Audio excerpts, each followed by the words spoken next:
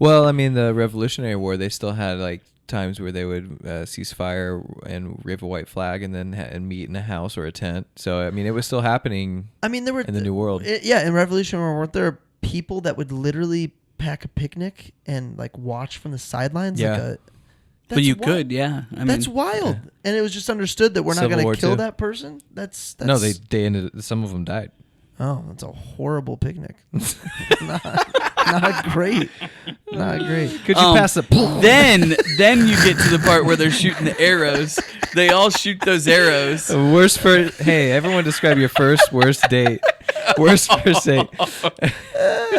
He took me to this place, and I don't know. my head got taken off by a cannonball. I don't know what happened.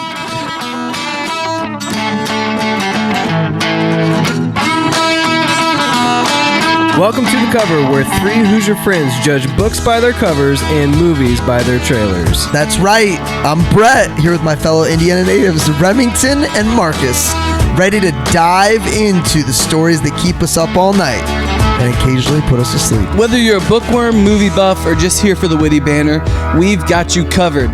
Each week, we'll dissect a different book or movie, sharing fun facts, hot takes, and moments that make Marcus cry. Spoiler alert, we're not experts, but we're definitely opinionated. From literary masterpieces to blockbuster flops, nothing is safe from our snarky reviews and wild tangents.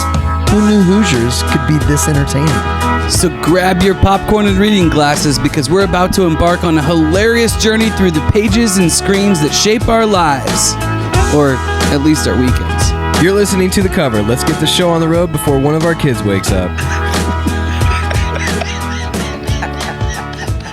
All right, let's try this scotch. Glenlivet? Well, it's not. It's called a rusty nail. So it's not Glenlivet. It's something else that I found. Duncan Taylor. It actually tastes really nice with your addition. And then what it's added? We added in Drambuie, which is the Isle of Skye liqueur since 1745.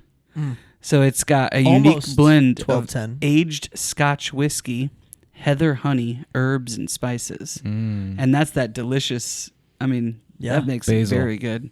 Definitely helps. Is this... Yeah, I love this bourbon. Cloves? I love bourbon. I love whiskey. And I've never been able to like Scotch because I feel like it tastes like it smells like gym socks. So and this is great. It takes the bite away. Even nicer scotches? Oh yeah. Like this is like I had a 12-year middle of the road scotch here. I had a 12-year Glen whatever, and hated it. Yeah, not a fan. But well, I was price wise, this was a rung lower than the Glenlivet. But I figured since I was pairing it with a liqueur, it wouldn't matter that much. Your collection at home is going to be pretty great. It's starting to really grow. It's starting to really grow. So, what's new, Brett? Anything happened today? Well, we'll start. Wow. We'll start. See, with, by the way, this is good. You guys have earphones now. Yeah. You can. We'll start with Concertgate. Okay, so what's Concertgate, by the way? Every Thursday, I have an alarm that goes off on my phone at 7 p.m. Oh, Concertgate. To check my lineup every Thursday. It's like the last, hey, 7 o'clock. There's not going to be any changes to your fantasy lineup after 7 o'clock. Everybody's in is in. Everybody's out is out. And it happens to go off during a rendition of, I think there's some loud hallelujahs going on during my kid's Christmas concert. So immediately Riley gives me a death stare, and you've had your phone go off in the middle of something. Yeah. So I grab it and mute it. And then I'm just like, all right, I forget about it. No, I was on my phone during the rest of the concert, but I didn't even look at what the alarm was for. I was so freaked out by it. And it was my alarm to check my fantasy lineup, and I may or may not have left somebody out of my lineup who should have been in my lineup that scored 20 points on Thursday night. So that was a great start. Great start. Yeah. Thanks. Actually, I think it's so funny you say that. So where you were sitting next to Riley, because the very next day, I did the same thing sitting next to Riley in a ballet.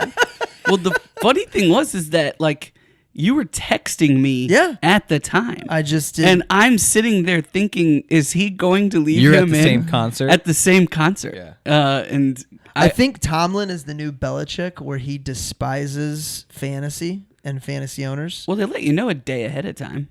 No. Yeah. They called Pickens out 7 hours before the Thursday night game. He didn't play on Thursday. I know, but I have Thursday players. Right. You have to make a decision based on... Gus Edwards was playing on Thursday night. So yeah, but they told you 2 days before. No.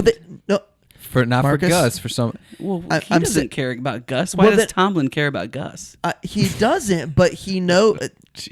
Marcus, stop it, butthead. I don't know that he does know. Okay, well, that's fine. So anyway, then Marcus ended up absolutely thumping me today anyway, so it wouldn't have mattered. Oh, that's why you brought it up. Interesting.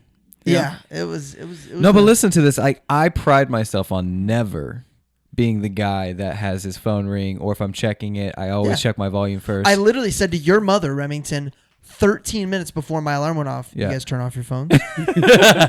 No, but so this new feature, like I downloaded the update, and it comes through, your voicemails come through as a text message now. Yeah, it's really strange. And so I went to my text message. I didn't click on it. I went to my text message, and I'm like, this is weird. It's not there.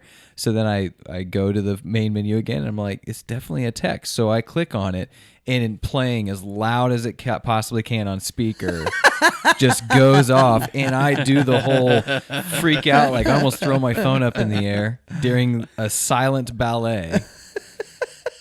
So she got a double dose. Oh, that's great. Embarrassment. Yeah, well, that'll happen. Fantasy season. Which, Rem, congrats. I think you're in the clear. Yeah, no Sacco. I will never get your name on the trophy. And knock on wood, there's still a chance. We'll see what Rico does tonight. Oh, okay. But, all right. So you don't have Rico anymore. I do. I need to get Josh Jacobs is his last player to play, and he can put up some points. Oh, okay. Your lead is... He took Josh Jacobs out. He's not going to. You don't think so? If it's close at all, he'll put him back in. We're talking about Logan right now? Yeah. Oh, that's funny. Meanwhile, losing the entire audience that doesn't listen to fantasy. Oh, that's great. Well, that's their problem. Welcome to the Cover Podcast. Germans. I'm your host. That's good. I'm your host, Brett Wiggins. As always, to Brett. my left... Marcus Mangus. That is his name. He's in the fantasy championship for our best league in the world. That's Sitting right. to my right is Sir Remington Ramsey. That's right. Also, I've had an idea. I've got chapters bookmarked for a how to have the best fantasy football league in the entire world. And I think people are excited about it. I think it's coming here. Rem, what are we covering this episode? William Wallace is a Scottish rebel who leads an uprising against the cruel English ruler Edward Longshanks, whose wishes to inherit the crown of Scotland for himself. When he was a young boy, William Wallace's father and brother, along with many others, lost their lives trying to free Scotland. Once he loses another one of his loved ones, William Wallace begins his long quest to make Scotland free once and for all, along with the assistance, quote unquote, of Robert the Bruce. This movie is Braveheart, released in 1995, R rating, 2 hours and 58 running minutes. Director and star, Mel Gibson. The best kind of R rating, though. Not like R rating where it's like, you had to talk like that, or you had to... Yeah, it was just blood squirts. Yeah, blood squirts, some... There was more scenes that were way more gruesome that were cut out because they were fearing an NC-17 rating. Really? At the time. Probably not now, but then. Which in order to get a graphic that's that gruesome, you have to spend time and money on that. Yeah. So I bet Mel Gibson was pretty upset they had to take it out. Yeah. I wish we could see like extended editions. How often is an NC-17 rating used for violence? I don't know. When it normally I be think like sex or... Yeah, I think what would normally happen is they would get the rating and then be like, okay, we won't release it that way. Right. I think they get notices like, hey, take this out or we will rate it that way. Makes sense. I will agree this is the best kind of R-rated film. At least to my taste. It's beautiful. Yeah. It's so great. What do we know going into it? I know what I knew is that every time I mentioned to anyone I hadn't seen it, every single person's reply was, "Dude, you haven't seen Braveheart?" So this is my first time, and man, so great. Oh, this was your first time? I literally thought his speech on the battlefield, going up and down on the horse, where he's talking about freedom, I thought that was the end of the movie. I know. Oh, I know. Because it's so epic, everybody knows that, and then when you find out, no, that's like when it starts to really get moving. You're like, oh, we got.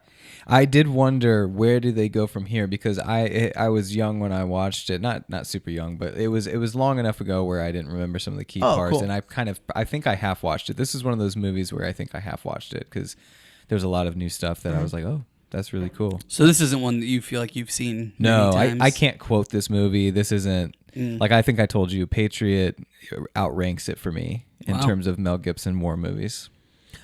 Mel Gibson. I'm upset with myself that I'm just now experiencing Mel Gibson long hair, because like, if you want a cue that a movie is going to be amazing. Have you seen Mad Max?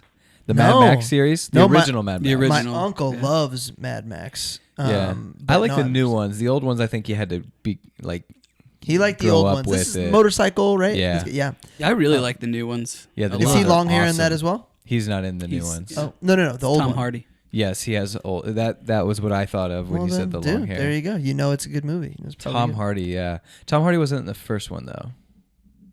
Yeah. He was Oh no. First one meaning the first. the remake. Yeah, the first The remake. He first, was. the first new one. I watched Braveheart with Remy. Do you think he's too young? No. No. Okay, good.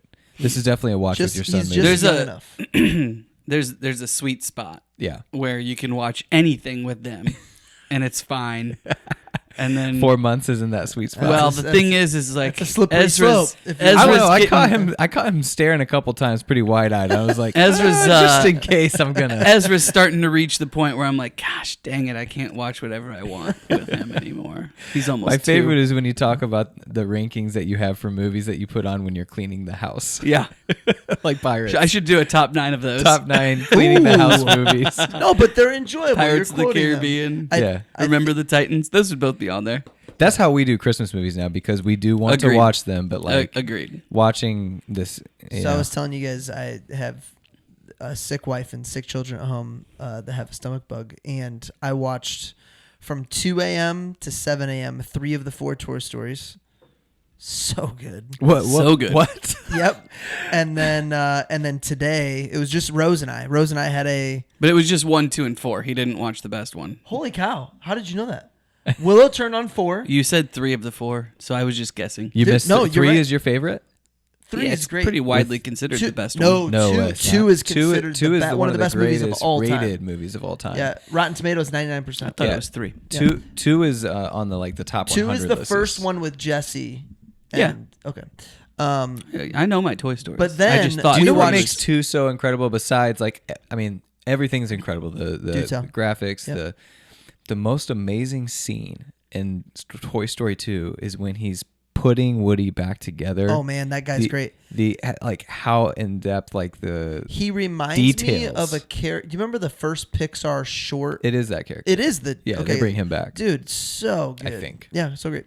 But then we also watched Home Alone 1 and 2 today, Yeah. which really both we very watched good. the Home Alones over the last couple of days. Nice. So, Marcus, sounds like this is a you've watched many times. You love, love this movie. yeah. Yeah. If you had to guess how many times you've seen Braveheart. 15. Oh wow. Oh my Okay. gosh, it's a Oh. 3-hour movie. What's the math on that? 45 I'm hours gonna go worth out on of a limb and say, Braveheart. of all people to be judging, you're not the one. You're not the To one. watch movies I over feel and over like again. yeah, you invest time into great flicks. The only thing that I'll watch over and over again that's that long is probably Lord of the Rings or Hobbit. I don't think I can watch 3-hour epics. Do you like The Hobbit better than how Lord of the how Rings? long is Godfather? I can do that. I actually do like The Hobbit better than Lord of the Rings. Interesting. I think it's really well done. I think the biggest thing I like is Bilbo. I think he's a more likable character than Frodo. I think Frodo's a little pansy. Yeah. That's fair. I'm going to tell him you said that. Yeah. Marcus, do you remember first time you watched it? Location, reason, anything? I don't. No? Okay. I just knew it was one of those movies that is on the top of a lot of people's lists. I must have been in the 17 to 19-year-old range. Okay. Yeah. And this came out, Rem, you already mentioned it, but I'm blanking, 90-something? Yep, it came out in 95. 95. So this is probably the end of long hair Gibson, yeah? It's probably right at the end. I don't know that hair's real. Oh, dude, don't play with my heart like that. Dude, one of my notes. Brett, with takes like this, we're never making it to college. At what point do you know this guy's gay? Okay, time out. Thank you. The first frame? Is it the first frame? It's when he looks at the dude during the wedding. It's when he looks at the guy. Dude, during the wedding. First frame. It's the first frame. Dude, just because a guy's got makeup on doesn't make him gay. All right. However, that's 1. 2, I was so hoping that wasn't going to be a hot take situation. You guys make fun of me. Oh man, it was so obvious. Right here, it's obvious. Right here. I think they even reference it. Do they? Yeah. They reference what? Him being gay. Well, yeah. Yeah. It's obvious by the end. Well, it is obvious, but I'm saying that they actually reference it because they say that the narrator actually says that the son won't get the wife pregnant on her. Okay. And he says the rumor is that Longshanks might want to do it. I remember Longshanks would do it himself. That's what I thought that was more of a pride ego thing when they said it, because they said it pretty early. They mentioned that. Yeah. Well, that's what they were setting up, was him being gay. Got but you do, right away. Dude, when he throws his boyfriend out the window. Dude, there's some fun facts. So Jessica forgot that part was coming. Well, it reminds me of man, that scene was widely regarded as homophobic. Oh wow! Because it's well known in these times that it's an honorable death to die by the sword. And if you're a soldier or something like that type of death was just complete dishonor. Well, and you don't get in the king's face like that. No, this is like movie watchers that got it. That nailed him for. Got it. Interesting. Yeah. Marcus, I saw you counting over there. Did you get to 9? I think so. All right. Let's do it. What's your 30-second 9-word synopsis? All right, here we go. Longshanks is oppressive, but Scots rise under William Wallace. Oh, that's a good William one. Wallace. That's an all-timer. I wish that I could do a Scottish accent and do that. I wasn't going to, but now I think I'm going to try. You're going to do a Scottish accent? What is a Scottish accent? What they were saying the entire time. All I think of is Brave when we went. I don't know why, but going to go pick a fight. I think we were in. No, were we in Dublin? We're in Dublin or Rome. Dublin obviously makes more sense, but I feel like Rome makes more sense because why would? But Logan yelling every single day of the trip, Irish Scot, shot time, Irish shot time. Oh, but maybe I don't know. Well, he wasn't in Dublin, at least unless they went back. They went back. Again. Oh, okay. Yeah. Wow, you're really popular and rich. That's cool. You seem really well traveled. Well, here's the thing. That's Brett on mic 2. Very well traveled. I remember my friend Dan growing up realized at one point, he was like, dude, I just realized my parents were really good at buying the stuff to make it seem like we were rich. And I feel like there's some similarities there with my experiences. But I digress. All right, 30 seconds slam poetry. Scotland, 1210. William freaking Wallace, men hanged. Father killed in battle. Prima nocta? That's evil. And then there's Longshanks. When did I realize this movie would be epic? I mentioned Mel Gibson's long hair, of course. Marin smoke show. Post-ceremony scene, spicy. Marin's throat slit. Scotland unleashes absolute carnage. Side note, is Longshank's son gay? I think so. Leave it to the freaking nobles to ruin the greatest upset in battlefield history. Wallace's capture, death by being hung, drawn, and quartered. His final cry, freedom, motivates the Bruce to free Scotland. There was a lot of blowback on the depiction of the Bruce, Robert the Bruce. Yeah. As in, he wasn't as... Well, because historically, this isn't correct this is, at all. So, I mean, we talk on this podcast all the time about, like, historical liberties. This movie, above all movies we've ever watched... More flack than Patriot. They just didn't have any... They didn't have anything to go off of. They have, like William Wallace is written about very little. So Robert the Bruce he's a real Robert the Bruce person. is real. He's Longshanks revered. is based on. Well, Robert someone. the Bruce did he not lead Scotland to independence? He did, but he wasn't a happen. turd like he was depicted in this, like kind of like backstabbing and then became cool. Like he was apparently always cool. That's rough. I'll find the actual note on that. But he wanted to be good. He just couldn't quite. I think he's a great character. He's a great character in terms of this storyline. But yeah, from a historicity standpoint, this movie takes a lot of It kind of reminded me of is it Nebuchadnezzar in that hey, he's not all in on Jesus, but he kind of like is like, hey, let me give you guys some money to help your cause, your journey, but he won't make the no. Who am I thinking of? Not Nebuchadnezzar. No, who am I thinking of? In The Chosen? Yes. Nicodemus. Yeah, Nicodemus. Nicodemus. Nebuchadnezzar and Jesus were not around at the same time.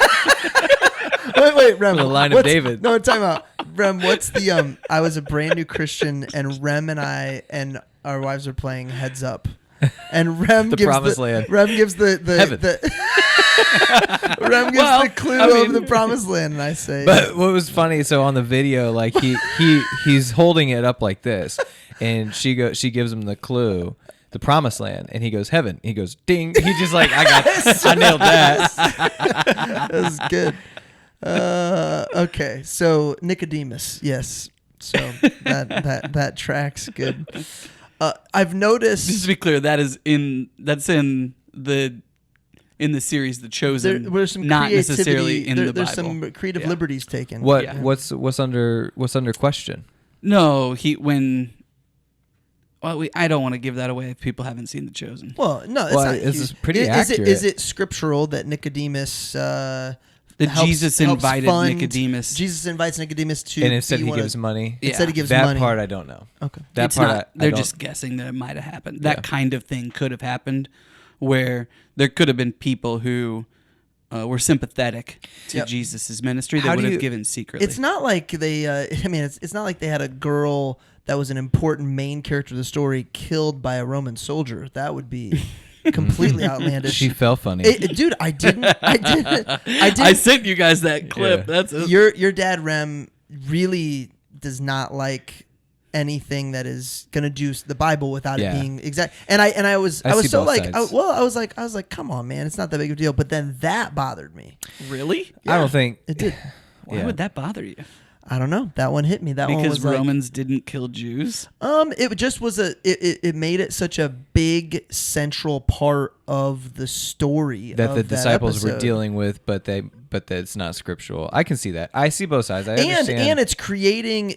We know Doubting Thomas is Doubting Thomas, and it's literally using that as the reason that. No, he was doubting before that. He was doubting. But that's a huge like. Have you watched the rest? Are you? Yeah, all but caught I up? mean, I watched the first. Like he's doubting that they're going to have enough wine for the wedding. Like that is his character, is to doubt and not trust. So anyway, I see both sides. I understand why someone would not want to have something that's not scripturally sound being used as like a seeker tool, but at the same time, that's reason for you to know your Bible. Like, and I complained that they needed to have a something on set like right before the episode starts, and they do actually have a disclaimer before the episode starts. Oh yeah. So Yeah. no foul. Creative liberties. Yeah, no foul. What made us stop and think? I'll tell you what made me stop and think. Prima noctis. Prima noctra. How frustrating. So you said prima noctis, you said prima noctra, and I had down prima nocta. It's prima noctra. when I Googled That's what they say. It's actually based off of the phrase prima noctis, in which a nobleman has the right to have sex with a common man's bride on her wedding night. Yep. It's never been used in the history of Britain or Ireland. It would have encouraged rebellions in newly conquered territories that were already difficult to govern. It was more common in the continent, notably France. So this did happen, but probably not here. Because of the reasons they always just said. Driven by Well, I mean, that's English. part of what drove them to rebel. I thought this fun fact was going to bring a level head to the situation, and it did not. I'm like, this makes no sense. Why this would ever be a thing? Well, he says it. The problem They're with Scotland is that they've got too many Scots. They're guaranteeing a son. They're guaranteeing. Well, they're like, hey, what they're trying to do is gonna kill their line. We want, They're trying to take over, not just take over Scotland, but also to unbreed them. I guess if that makes sense. Yeah, it's like allowing them to not have to use force and kill. It's pretty interesting though, because if you think it's still force, if you think that the bloodline is unworthy or whatever, creating a half bloodline with your own bloodline seems kind of interesting way to fix it. Yeah, I mean, I'm not saying it's a good idea. Their belief, his belief in anybody with our blood is going, even though they're being raised by a Scot. Yeah, now they're going to be somehow, English. Yeah, be English.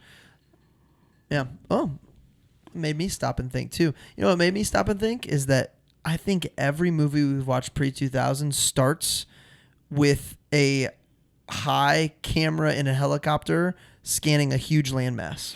Well, I actually was wrote that just the thing? Great You're like, movies, all right, so I where just are we gonna wrote do this? great movies have epic openings. Yeah. I mean, I agree, but this opening just hits you right off the bat with the music. And the music. And the the music is so good. It's good. You get the countryside, right? It's spanning around. I just love that.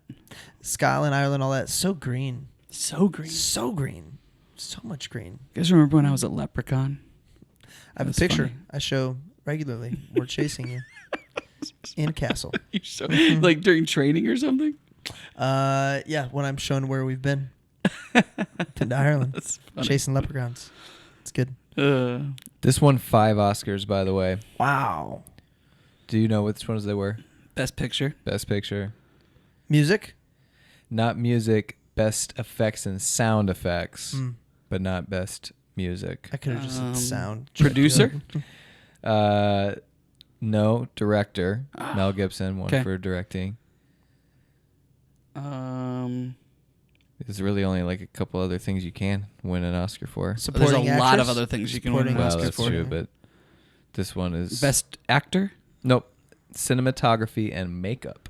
Ooh. Yeah, that makes sense. Yeah, the cinematography for sure. Was he? Was it normal to direct and act? When who was the person? Yeah, people that have made been doing this? that for a long time. Who was there? Somebody that made that a thing? No. I don't know.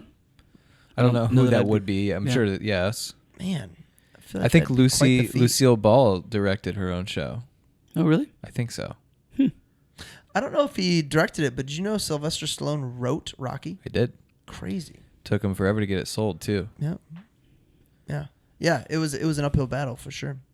I think that's super impressive when somebody can direct and act in the same movie. It's got to be. Maybe it's easier actually. I don't know. Maybe it's not even harder. There's no way it's easier. Well, I mean, easier in that you don't have somebody trying to tell you what your version of what you think it should look like would be if you're the main. I saw, not Macaulay Culkin, but his brother. Has it been like Kyron Culkin or whatever his name is? He's in a show with Jesse Eisenberg. Jesse Eisenberg is directing, and he's on a clip talking about that. He goes cut, and then he says, I got notes for you. And I'm like, I got notes for you. But yeah, I mean, if you're acting in the scene with the director, that could be pretty contentious, I'm sure. Do they ever mention where William Wallace's mother is? Is that ever mentioned? She never pops up. I don't know. People just died a lot. I know. I wrote that down. Death is just so normal to these people. This kid is raising himself. Like Brian Cox, who's in Troy and a ton of other medieval. He chose that role, by the way, which is like 2 minutes on screen. Right. He was supposed to have a more prominent role, but he thought that this one would be more epic, so he chose it. I'm so Which confused. role is it? The uncle. Yeah. Oh. He comes in after and raises him. It is a great role. I mean, I think it's a great character because he drives a lot of the character of William Wallace. Maybe if he came back later and you know had a recall of it, it was so short to me.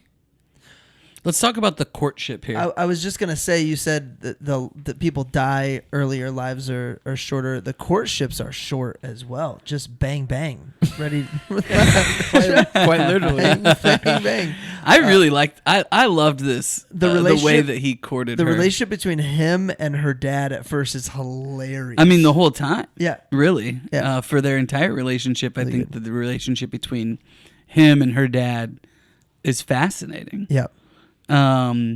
But I just wrote down, like, in their courtship, you see them going out together.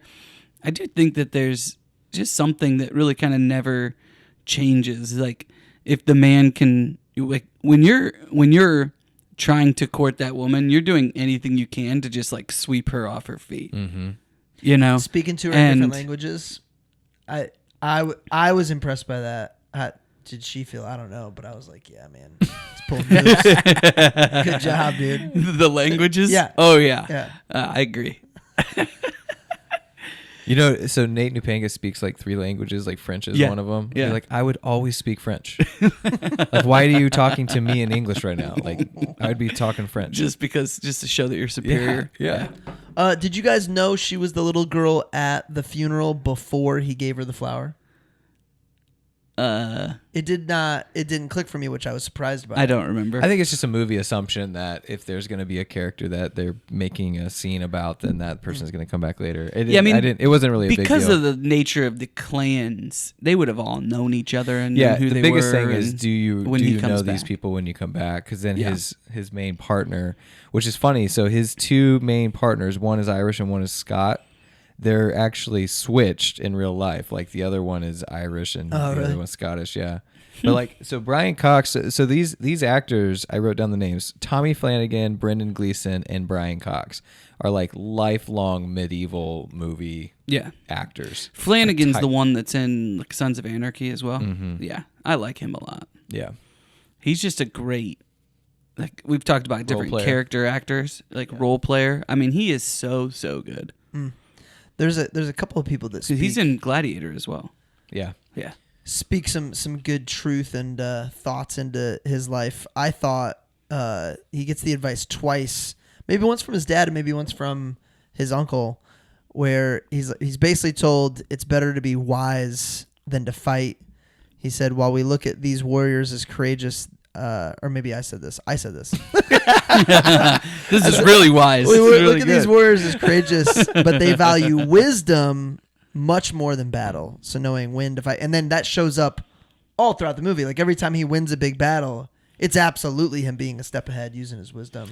Yeah, using his mind. Yeah. Well, that's the funny thing about part of his relationship with her dad is that he's saying, you've got to go with us. You've got to do this. You've got to whatever. And he said, no, I'm going to stay here and do this. And the guy says, essentially, well, if you can't come with us and you can't go fight, then you can't you can't be a man. Like, if you're not a man, you can't be with my daughter, right? And he's like, well, I thought I just proved that I was a man by not fighting, because in his mind, he's making the wise decision. Mm-hmm. They're setting that up the entire time for him to be the smartest guy, even amongst the nobles. Yeah, the nobles, pieces of work. So essentially, these are Scots who sell themselves out to the English for land in England and for prominent roles here in Scotland. Yeah. That sucks. It's the same song, different verse though. It's like it's the same thing with when we colonize in British colonies here. You know, during that's what the Revolutionary War was about. It's when you establish, there would have been it's nobles, most of human history. Yeah, it's all of human history. When you're establishing or trying to fight for your own freedom, that's usually the thing. Is you're not just fighting the people enslaving you. You're fighting everyone else who embraces that lifestyle. You know, dude. And America feels weird though with that, because literally those are people who came over to get away, or would that typically have been somebody that was sent over from England to run that colony? Yeah, both. I mean, people, they were running out of land and property, so they promised them cheap land in America. So the new world, the free world, you go and you can get twice as much land for half the cost. Got it. And you can enslave Americans to work for you for cheap. Like, that's the selling points. I envision this as the way it felt in this movie anyway, was these were actual Scottish-born, Scottish people that then kind of sold themselves short to be able to get this claim and status as a noble. Well, what was unclear to me is like that first battle. Most of the nobles were Scottish. Yes. Yeah. That first battle scene when his dad and his brother ride off to war or to battle. Like, what did that battle look like? Because they didn't show it, and I can't imagine it was more than just a militia against this major force. So how did that? What was even the battle? Well, I don't think there was a battle. He just got. Is that because he says the last time that he got killed on the way?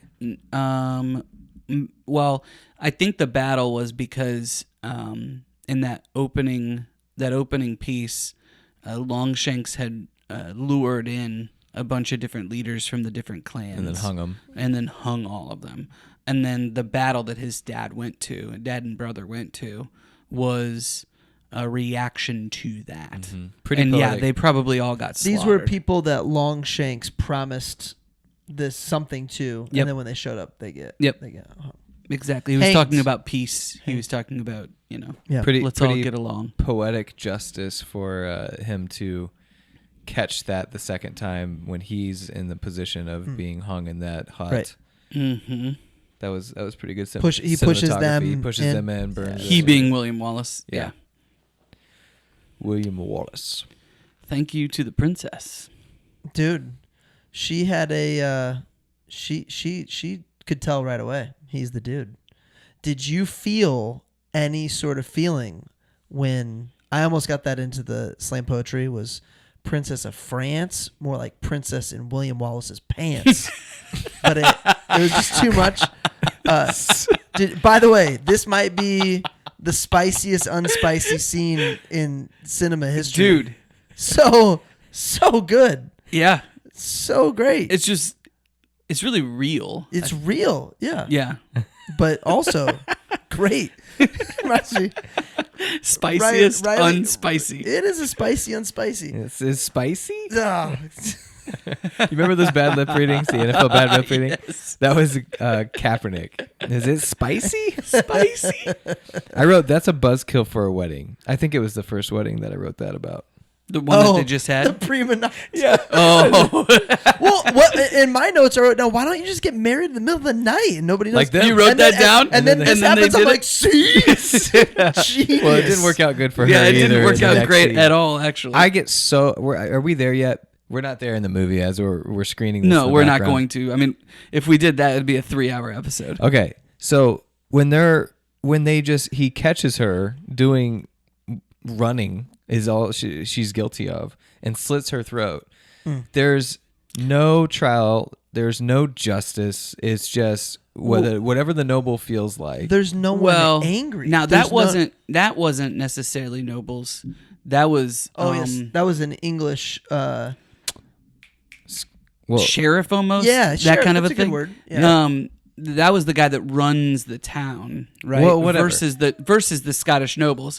Now, what she did was she was about to. She's gonna be raped. Yeah, she was about to be raped, and she bit that guy, and so that's what she found. She was found assaulted guilty him. Of. Yeah, so that's what she was guilty. So then, of. not put in jail.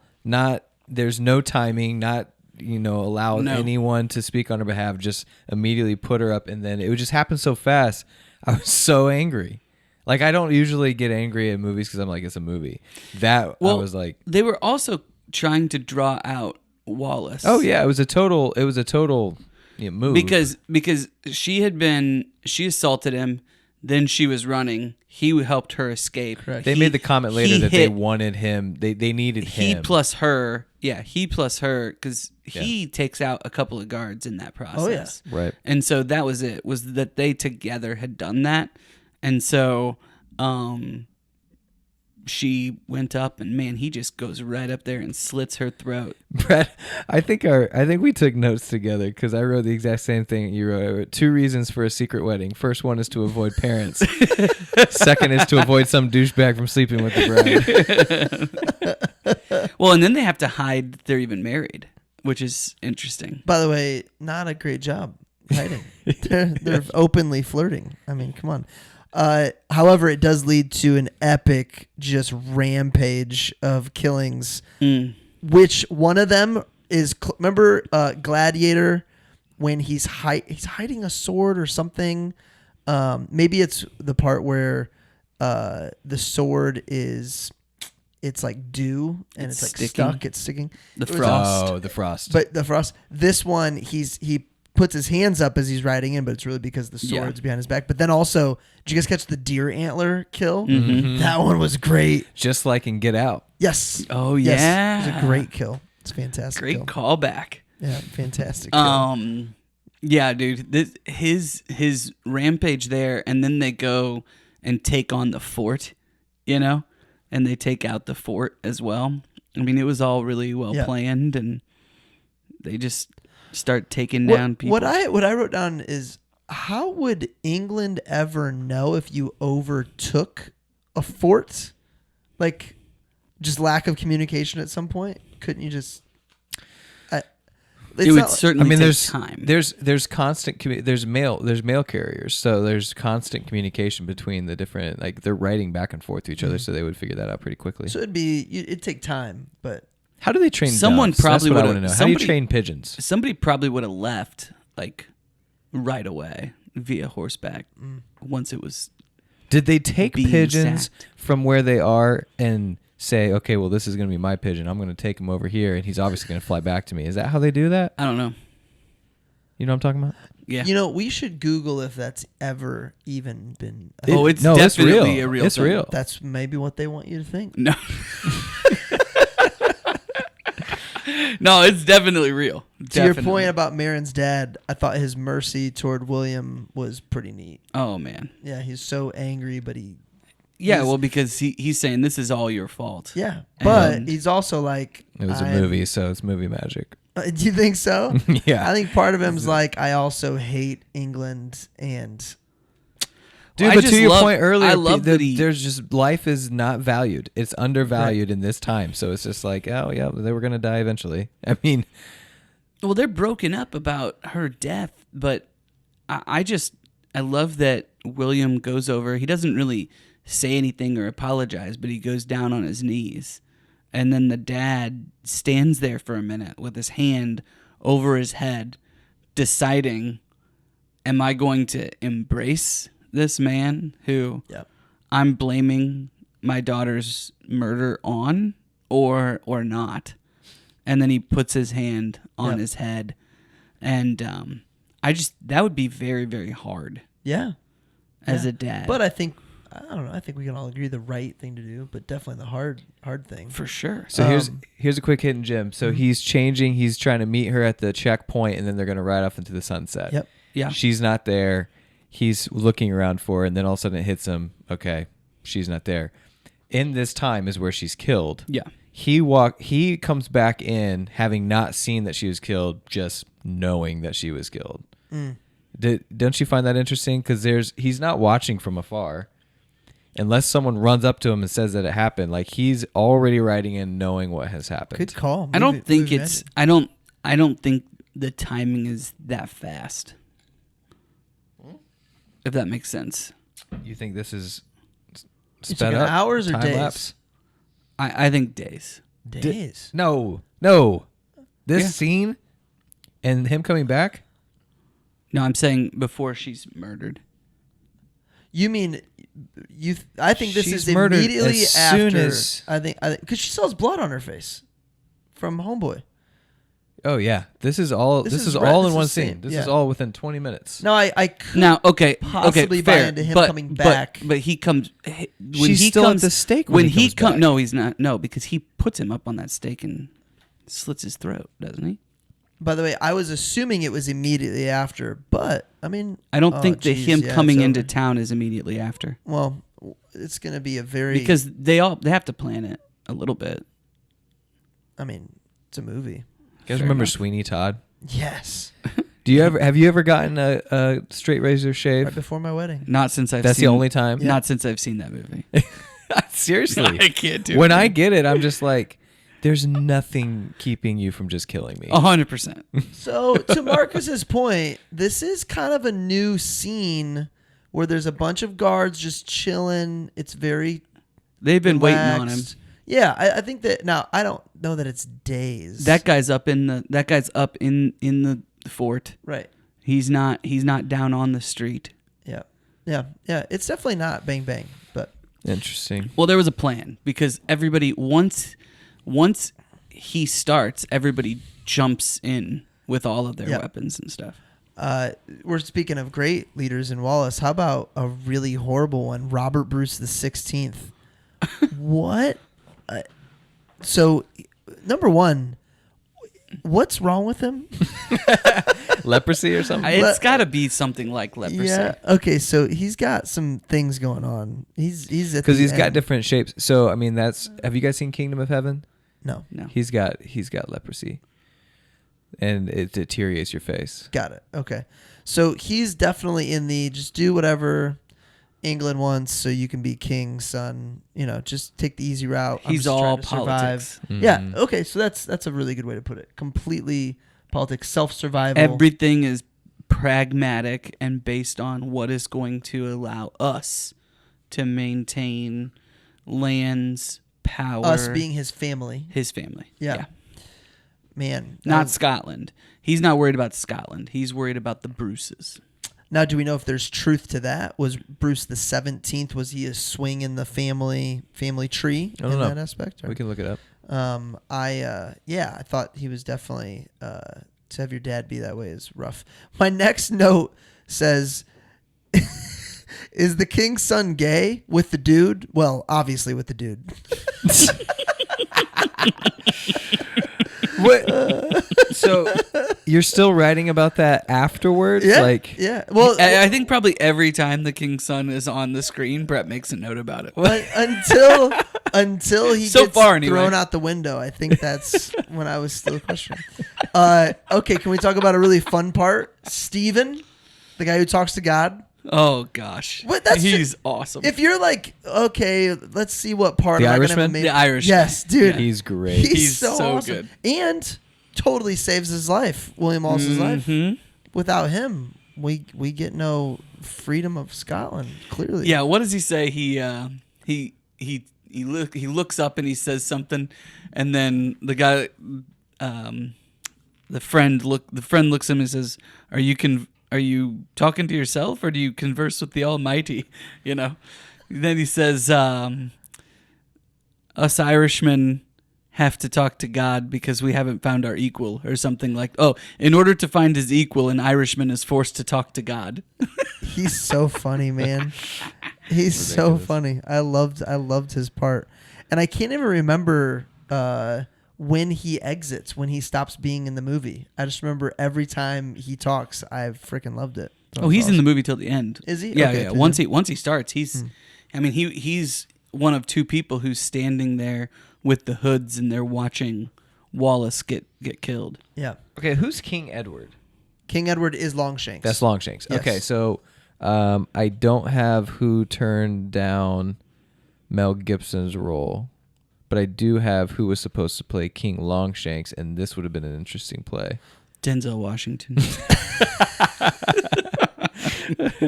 Why is that funny? Nope. That would have been a very different movie. Longshanks. Think British royalty. Let's go. Sean Connery. Sir Sean Connery. and he turned it down because he was filming Just Cause in 1995. So wait, if you didn't consider Sean Connery for that role, you'd be crazy. Now, Mel Gibson turned down James Bond in GoldenEye in 1995. Oh, no way! Wow. Now, How's there's that no way possible? he turned down. I thought because you he was had doing to. this. No, you. That's what.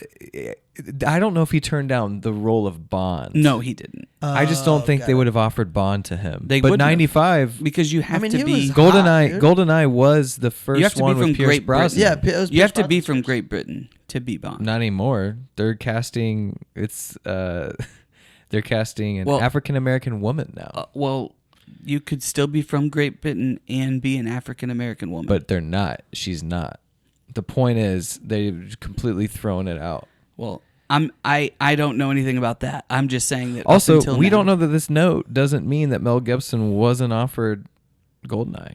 So was be Mel weird. Gibson first choice for William Wallace? Yeah. Okay, because I was like, he's the director. That's weird. It's his movie. Oh. No, that is true. He did not want to play. He thought he was too old. He was 38, and William Wallace was in his 20s, and he thought he was too old, but he ended up playing it instead. And then That is true. and He then did they- not. and then they He was ca- going to direct But it, you don't he know didn't. anybody else. And then, No, I they, don't know. they cast Marin, and he was like, "I'll do it." I got it. I got this one, guys. We're good. We'll save some cash. How about what? Okay, so I've never seen the movie. So when they just respond to the English with peckers and So great. butts, that's fantastic. You And then they went all the just way to die. the battlefield. The war Yeah. scene? Yes. Well, okay, Well, if we're that's next. gonna go to the war scene, Here, let's Yeah. just fast forward since it's 3 hours long. if we're gonna go to the war scene, which I love, that speech at Sterling. Oh, yeah. is awesome. And then there's so he does the speech, and everybody ends On up his horse? Everybody ends up staying. Yeah, that speech is the one that everybody knows. Everybody can quote. You know, yeah, leave and you might live, right? Stay and you might die. But how many days will you live and wish that you had look back and you had that one chance at freedom, right? And it really gets you stirred up.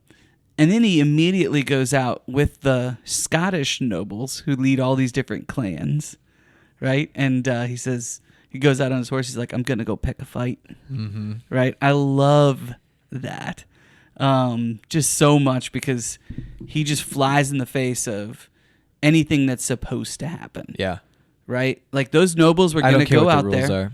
Those nobles were going to go out there and negotiate for more lands. Yep. And then everybody was going to go home. Mm-hmm. He was like, nah. It gonna is do this. interesting. The Really good war tactics, too. by the way. they really followed the rules and etiquette of battle then, where it was negotiating right then and there in the middle of this battlefield. When do you think that stopped? When do you think that was no longer Meeting in the middle of the battlefield. Well, just- Cell phones. cell phones? Like, Kind of. I mean, Blackberries. negotiations are still happening all the time, pre and so post. when America went to Vietnam, we didn't show up and then be like, "Hey guys, before we start this battle."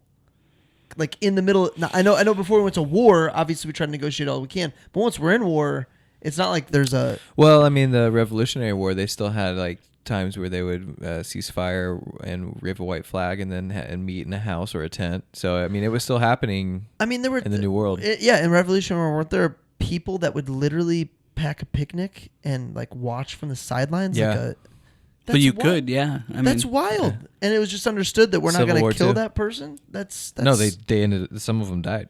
Oh, that's a horrible picnic. not great.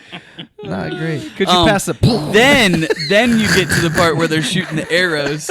They all shoot those arrows. Worst first. Hey, everyone, describe your first worst date. Worst first date. He took me to this place, Well, and I don't know. my head got taken off by a cannonball. I don't know what happened. Anyway, they shoot the arrows, Brett, And I love that part too, where all of a sudden they turn around and they're just showing them their butts because they have kilts on. They have nothing under their kilts. Mm-hmm. I think that's so funny. Oh, and then they get shot in the butt? Well, one guy gets shot in the butt. Yeah, exactly. He gets arrowed in the butt. Because he was... Are you trying to be no correct about the shooting? Yes, because you said shot. I don't know. He got arrowed. He got arrowed. But you shoot an arrow. She is. Yeah. She is the arrow. She is the arrow. He got arrowed. He got arrowed. He got arrowed. All right, so fun fact about that scene where he's giving that speech. Every time he would yell his lines, his horse would run. So it made the scene more difficult to shoot, but added to the intensity. He does have to stop his horse many times. Yeah, so that's not. I mean, that wasn't that the horse just wouldn't stop running, and so like that's what people remember is him running back and forth. Well, how about too when all those horses, because I'm assuming they didn't harm any of these horses when they were doing this, but man, Yeah, that'd be tough. those horses take a beating, man. All right, I was gonna save this fun fact till the end. There's two fun facts about exactly what you just said. Mel Gibson was. So wait, are they fun facts? Yeah, they're really fun. Okay. So Mel Gibson was investigated by an animal welfare organization. I was just gonna bring up PETA. I was literally just gonna ask. So they were convinced that the fake horses were real. Only when one of Gibson's assistants provided some videotape footage of the location shooting were they convinced. And it looks real. Yeah, he won awards for it. But there's also one scene where you can completely tell that it's a fake horse. Yes, Oh, there really? is. Yeah. There is. Do you know which one it is?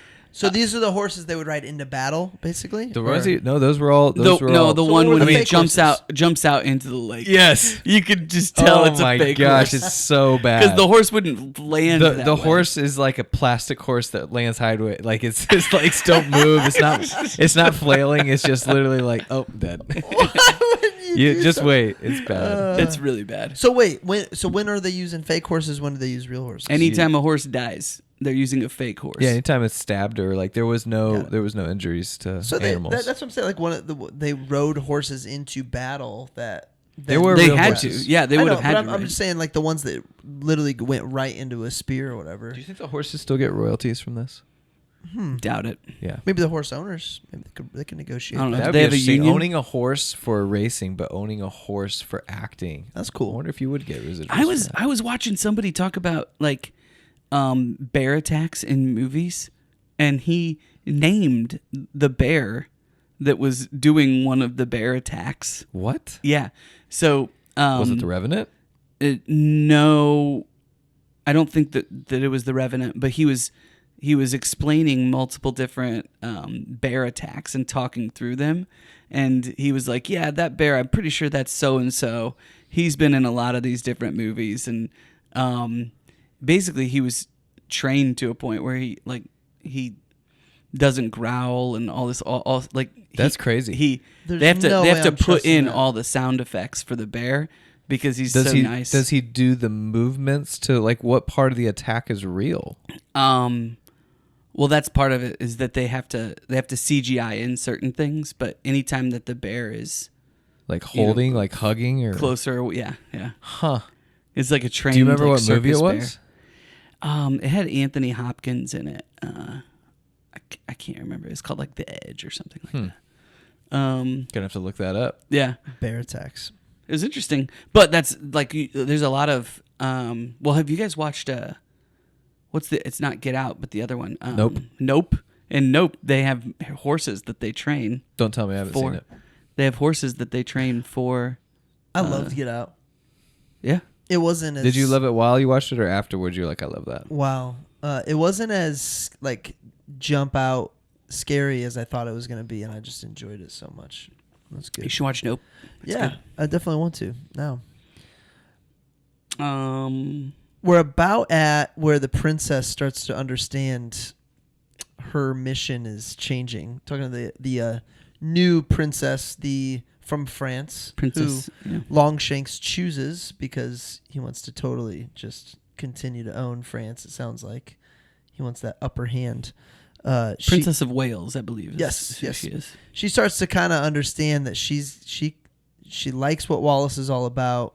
She hates what these guys kind of stand for, and starts communicating with Wallace at some point. My next note, actually, maybe I went a little bit without notes because I just wrote down the long sticks, many blood squirts. Well, that's in that same battle. So this just happened. Okay. So she starts communicating with Wallace at some point, and I just wrote down, would no one have checked the letters the princess was writing? Well, she's sending them with her maiden. Her handmaiden. Right. Okay. Her handmaiden is accompanied nobody cares about women. So they're like, there's no way these women could be up to anything that's going to be of significance. Or she's loyalty, and he's already sent her to do his bidding once. Ah, got it. Right? Because you can't... it could be a note directly from Longshanks. Got it. So you know what sets him off and why he kills Philip, by the way? Because Philip says he's skilled at the art of war. Yes. That's what I'm saying. You don't get in the king's face. I had the server... And he's telling him how to manage all of his troops and stuff. I had the server once that worked for us. That her big phrase was she would always say, "I'm good at building businesses." Mm. And she would always offer, because the 3 owners would always have lunch there, and we all have various businesses. And she would come. She goes, "Do you need any help with this? Because I'm really good at building businesses." And finally, one of our owners just goes, "Then why aren't you out building a business? Why are you here?" But it's true. Like, everyone thinks they're good at doing that thing, even if they haven't actually done that thing. It's kind of like we were talking about. Sometimes we're good at recognizing, but not actually doing the thing. Yes. Well, I think we all think that. That we're good at recognizing it? Well, I think that, at least me, I often will think that I could do something better.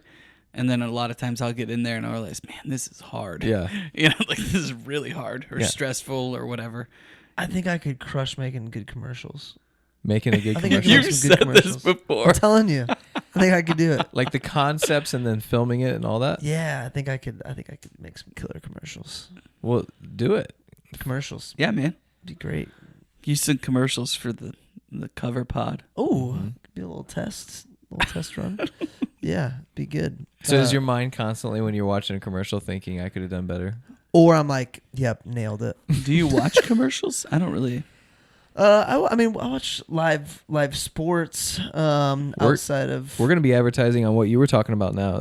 When you pause Amazon Prime or Oh, yeah. in between, like before Oh, you Parks load... Place? Before you load YouTube TV, we're going to be a 15, 30-second spot. Love Nice. that. 25,000 impressions a day or something like that. Yeah, really It's just smart. Yeah, unbelievable. stupid cheap for cost per impression for sure. I've never done this, but when we left Bentley, when the babysitter was there the other night, Bentley is your dog? my dog, yes. I know that, and I was lost. I put him in my office, and I've never done it, but I'm like, you know what? I'm going to YouTube away from your dog scenes. And these YouTube videos came up of like, stuff to put on TV for your dog. And I'm like, okay, so ad wise, I'm basically admitting to you, no one's going to see this except a dog. Those are the ones that you pay extra. Like, as the advertiser, those are the ones worth paying extra for the first 15-minute you can't skip, because that's the only thing that they're gonna. The first 15. Well, you're loading it. Yeah, like usually it's like a 30-second, but you can skip it after 5. Whereas, like, I think if you pay extra, it's like they gotta watch all 15 before, or however long it is before they start watching their stuff. So, what was the video of choice for your dog? I don't know. Ask Bentley, man. I left. I'm guessing they didn't put like other dogs on the screen, because then my dog would have. My dog just stays in the taken it office, and I think it was like his view if he was running on a beach. all right. Last thing I wrote down at this point. flowing. Last thing I wrote down at this point is he says at one point, somebody says this is how nobles are made, and he says slaves are made in such ways. Right? So basically, I'm not going to negotiate with you for land that you're giving to me. I'm going to take it because I'm free. This is our land. We deserve every man deserves, his home. He says at another point in time, does the common man who risks his life for his little home risk less than the noble who has all of these other lands, who's out there fighting? I just think that concept throughout this whole movie is so good. He's saying, I will not be a slave to you, Longshanks. I would rather die. And puts his money where his mouth is, takes it to the grave. His commitment level is sky high on that. Wait, is Scotch from Scotland? Yes. That's why it's called Scotch? I don't know. I guess I don't know the answer, but this Scotch is from Scotland. Interesting. What would Logan say? I'm going to start saying it. Irish Scot. No, it's Irish shot time. But for some reason, I was thinking Irish Scotch time. Irish shot time. Irish. Oh, man. The boyfriends just helped each other wardrobe, by the way. Yeah, he hasn't died yet. No, he hasn't died yet. Yeah. But this is where she learns about Wallace for the first time. She's turned on by the way he fought for his dead wife. Yeah. Well, because she has no romance. Yeah, it's like a romance. It's her own personal romance novel for 5 minutes. She's like, that's a man. She was the first. That's what a man Remember is. in Wedding Crashers where they meet Will Ferrell and he's a funeral crasher? Yeah. She was the first funeral crasher. She was the first. I'm into funerals now. That seems ridiculous. I just came back from crashing a funeral. Everybody's like, oh. No, but yeah, I know it sounds terrible, but it really works. He's really got something going on. The scene at the funeral is hilarious. Will Ferrell crushes it. Oh, he's screaming, oh God! Oh no! And then he's looking over at Owen Wilson. Oh man, so good. What an idiot! Oh, I'm dead. We should do a Will Ferrell movie. If we had to do a Will Ferrell cover movie. Oh man. We've got plenty of time, but what would be the first one? First one that comes to my mind is Old School. Old School's good. Step Brothers is good. I mean, Anchorman. Step Brothers. Anchorman. Anchorman's hard to beat. Anchorman was the most quotable movie of my generation. Anchorman is very good. Yeah. I would say Anchorman or Step Brothers would probably be my... Step Brothers is so funny. There's so many classic scenes. Will Ferrell. Talladega Nights. Catalina also very Wine good. Mixer. I did not like Talladega Nights. I think it's funny. A little too over the top. Yeah. I think it's funny. I would probably pick Anchorman then. I think Anchorman too. There was a period of time in high school where I'd go over to Kent's house. You guys know Kent Woolberg. Yep. Shout out to Kent Woolberg, now in Cleveland. And we would, on repeat, watch SNL skits from Will Ferrell and Chris Kattan, just over and over and over again. The cowbell, everything. Who was his player that broke his foot on the first play of the game? AJ Brown or no, AJ Green. AJ Green. Oh man, sorry, Kent. His name is on the trophy as many times as you, Rem. Yeah. Oh, wow.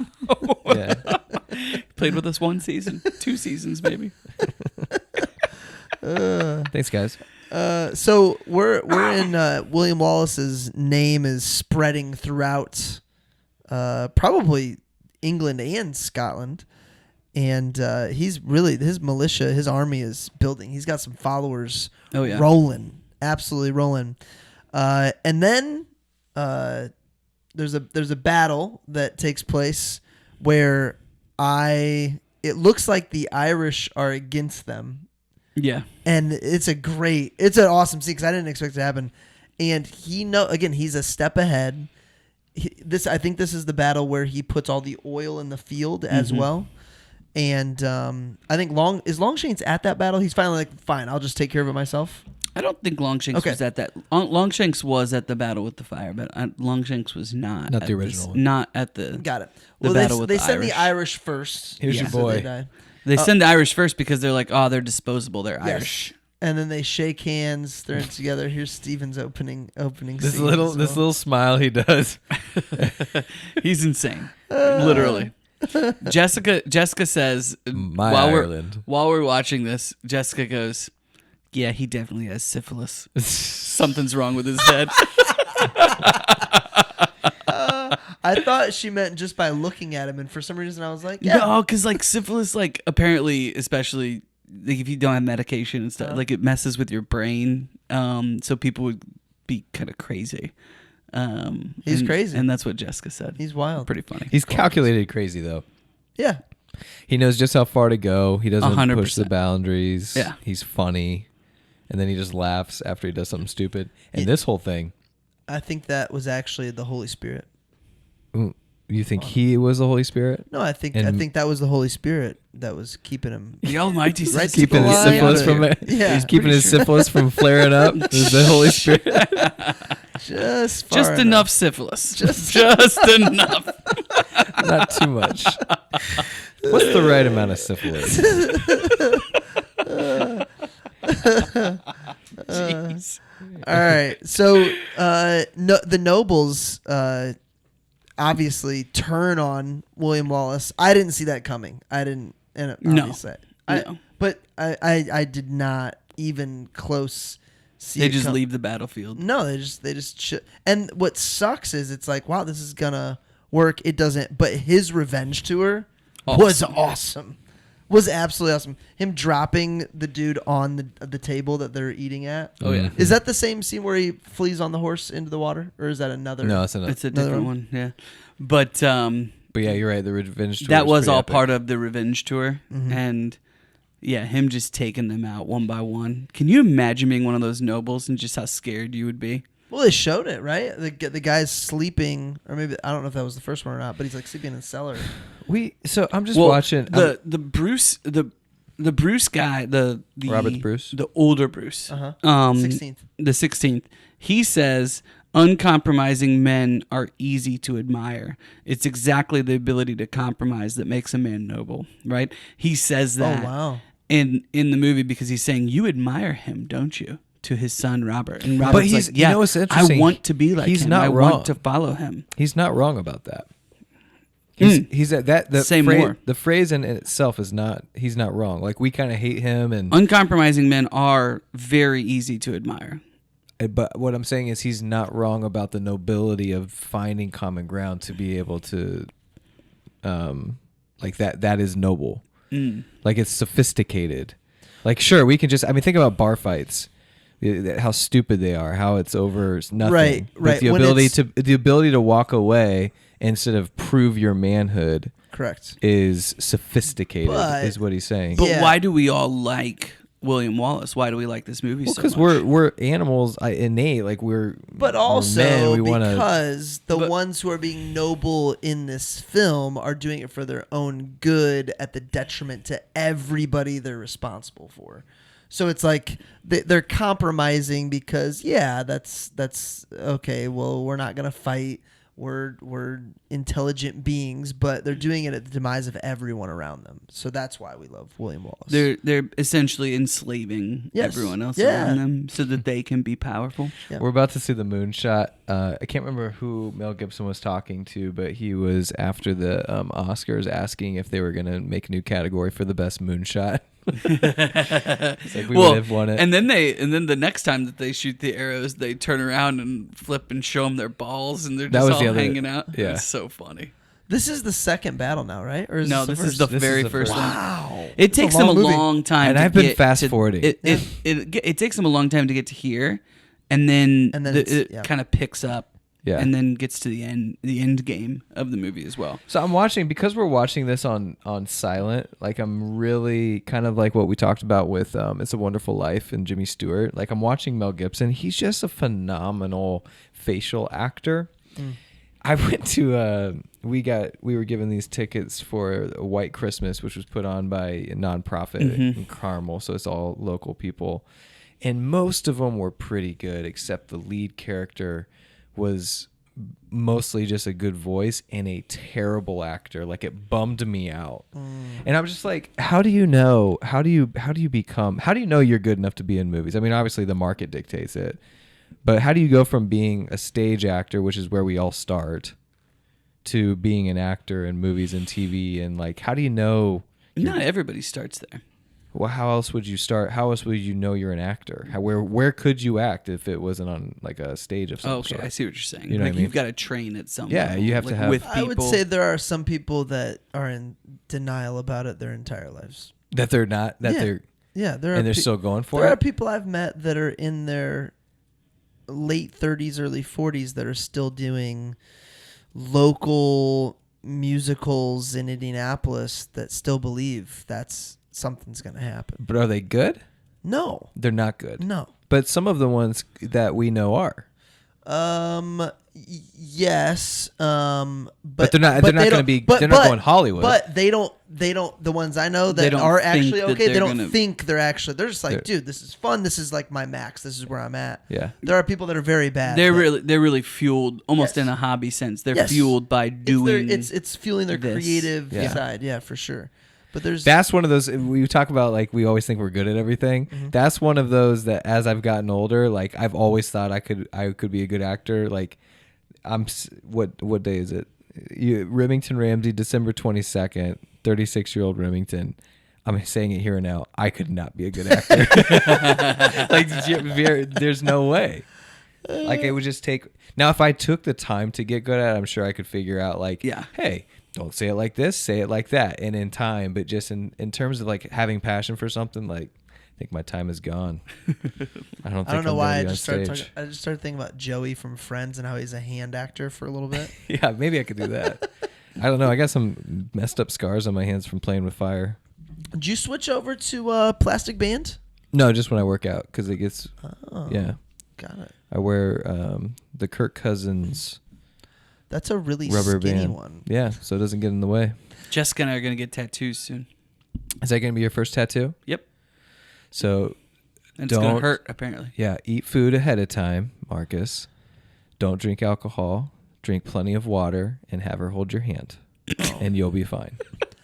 So I've been talking about getting a tattoo on my upper left breast for a while, the girls were doing tattoos the other day, and I was like, all right, we're doing it. So I put a wolf there. Dude, it's so awesome. Is it there right now? No. Oh. I think it is. It's going to look so awesome. No, if it was, I'd show you. It's that cool. Who put the wolf there? I did.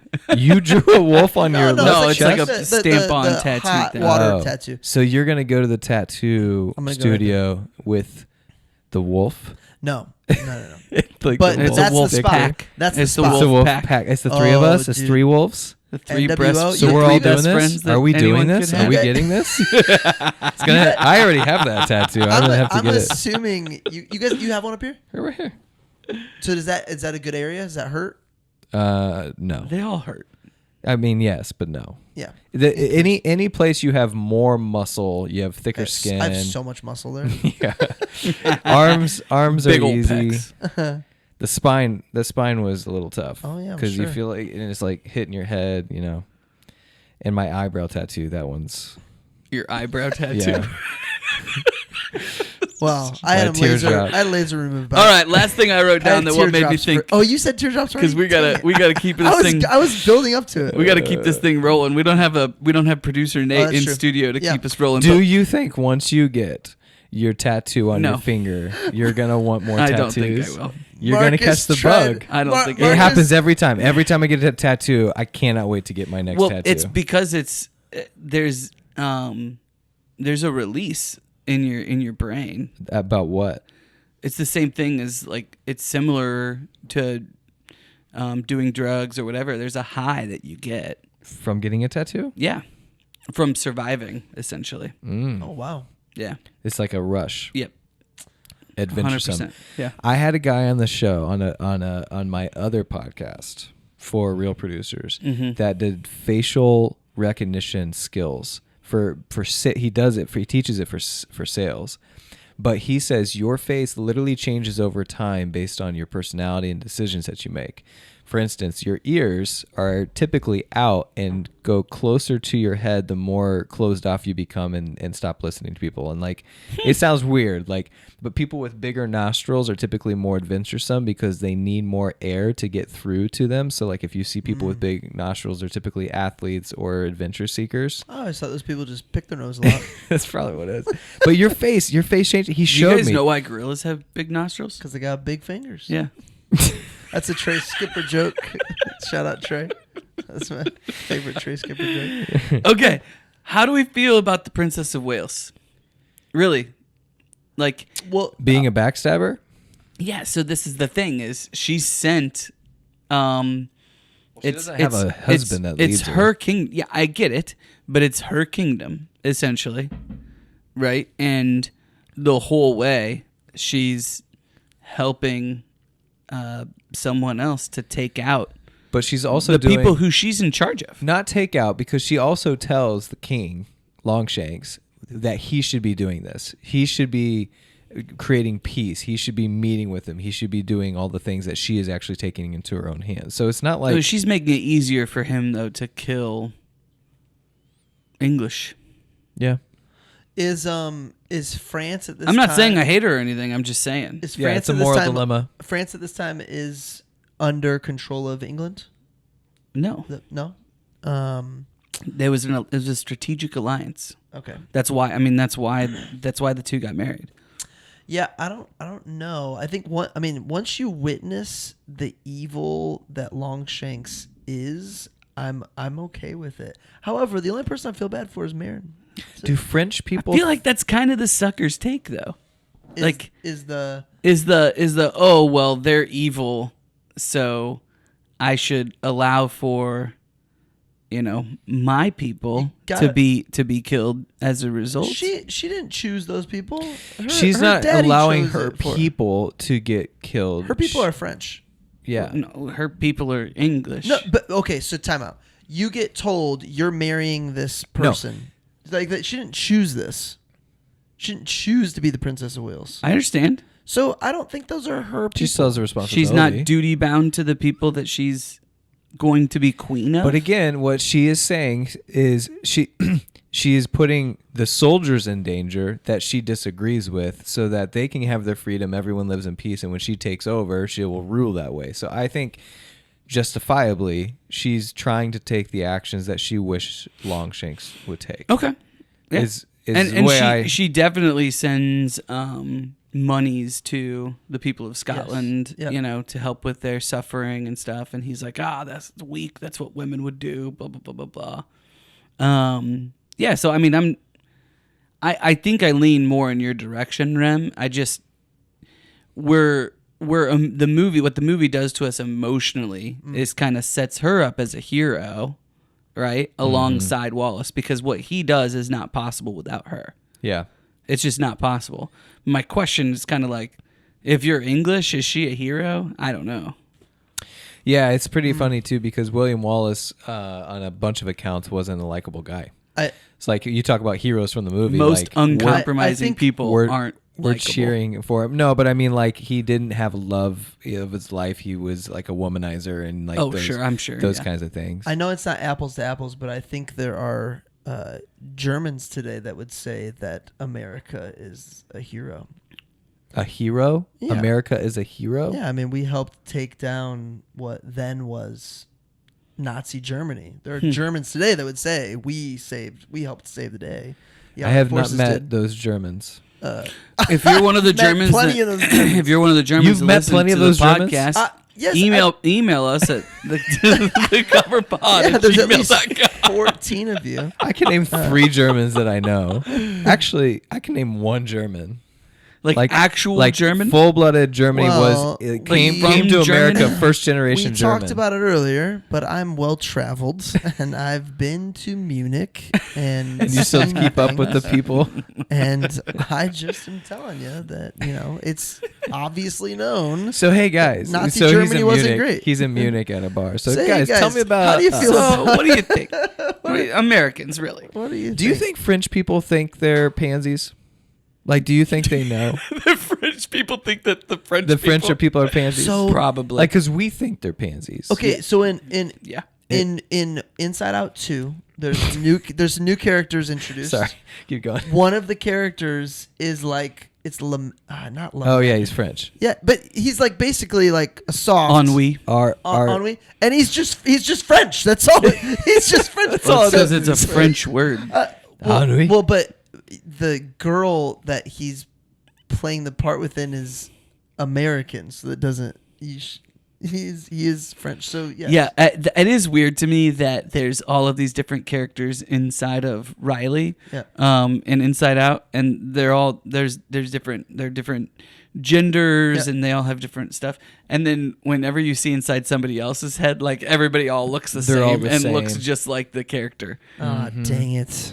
That I'm not gonna cry is anymore. interesting. Yeah. I did notice that as well. Yeah. They noticed it. I think too. it's more just so that it's a better movie. Yes. Yeah. But it just makes it funnier. Yeah. Yeah. All right, we're getting into last parts of the movie here with things that made us think. The question I wrote down when he's yelling, he gets to the very end. We're gonna get into quotes, so we got plenty of opportunities for this. But I didn't catch on to the quartering part when he's like on his deathbed, basically. Mm-hmm. And I wrote down, what are they doing to him? Castration.